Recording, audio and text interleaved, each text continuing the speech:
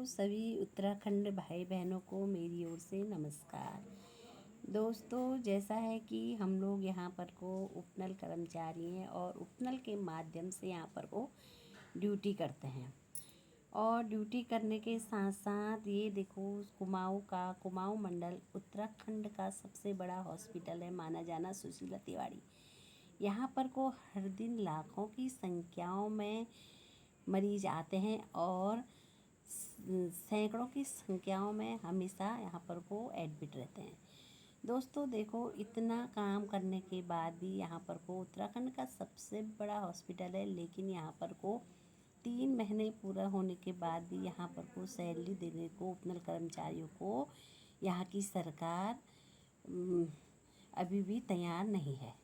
देखो दोस्तों, सभी लोग देखो अपने अपने दूर दूर से अपने गांव से अपने बीवी बच्चे माता पिताओं को लेकर के यहाँ पर को रेंट पे रह रहे हैं और सभी चीज़ यहाँ पर को मोल लेकर के खाना है, दूध से लेकर के सभी चीज़, रहने का खर्चा वर्चा सब कुछ है। देखो यहाँ पर को बच्चों की पढ़ाई लिखाई और सभी चीज़ें हैं, रेंट का किराया भी है। देखो दोस्तों, राशन के लिए राशन की दुकान पे जाते हैं तो अब उनको दुकानदार राशन देने को भी तैयार नहीं है, क्योंकि दोस्तों कई समय हो गया है। देखो, 1 महीने के बाद कहा कि दूसरे महीने पे सैलरी आ जाएगी, तो दूसरे महीने पे भी नहीं आई, तो तीसरे महीने पे कहा तो तीसरे महीने पे भी 1 महीने की झूठ बोल लो, 2 महीने की बोलो, तीसरे महीने पे देखो दुकानदार भी अब राशन देने को तैयार नहीं है। दोस्तों देखो, जो लोग रेंट पे रहते हैं उन लोगों के लिए बड़ा ही महंगा पड़ गया है रेंट पे रहना और अपने माता पिताओं को पालना।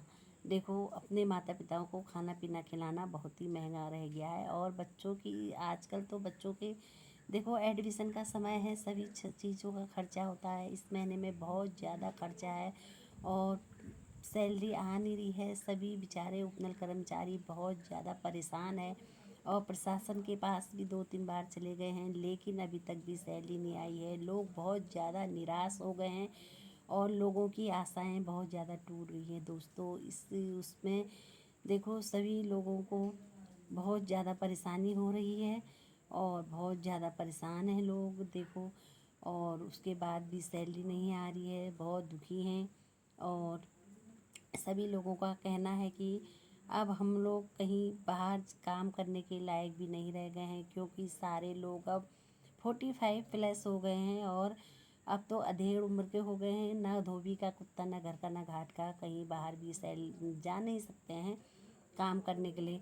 और कहीं पर लेबरी करते हैं तो अब पूरा शरीर कंडम हो चुका है, कहीं लेबरी के लायक भी नहीं रह गए हैं दोस्तों। इसलिए देखो, बहुत ही ज़्यादा मतलब अभी इस समय बहुत ज़्यादा विपत्ति का समय है दोस्तों।